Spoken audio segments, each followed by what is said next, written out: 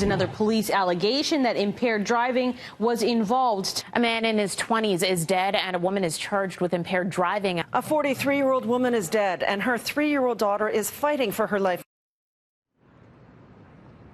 Impaired driving causing death. It's a line you hear far too often on the news.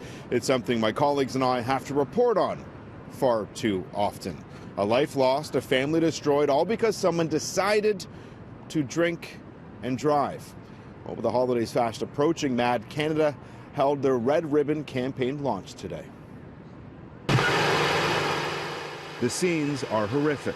All that's left, the fragments of a life shattered on the pavement.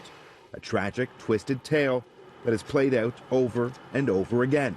It forever changes families and the first responders who arrive and then have to deliver the news that a loved one has been killed by a drunk driver.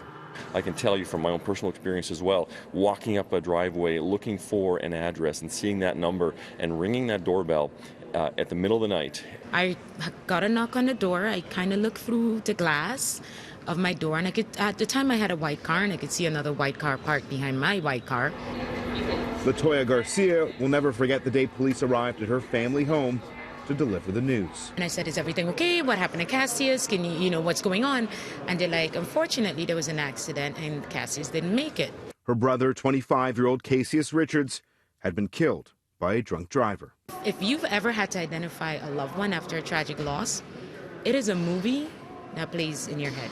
It was around 7 p.m. on November 24th, 2014, when Cassius was driving home to his family's place. He was going southbound here on Orton Park when 22-year-old drunk driver Matthew Habchi, going westbound, ran into his vehicle and killed him instantly.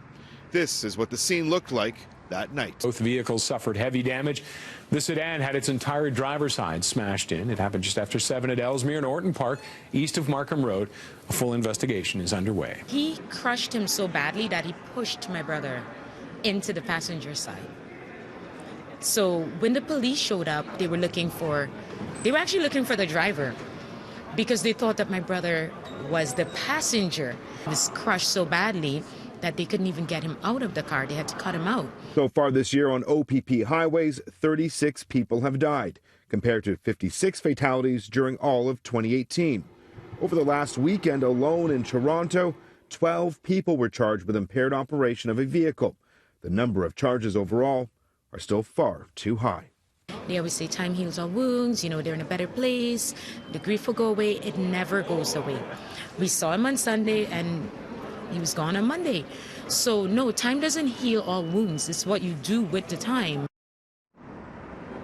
And what Latoya is doing with her time is getting the message out about drinking and driving, as she did today at the Red Ribbon campaign launch. We saw Chief Saunders, Mayor John Tory tie red ribbons to first responder vehicles outside of police headquarters, but one has to ask if the message is getting through. For some, it obviously isn't.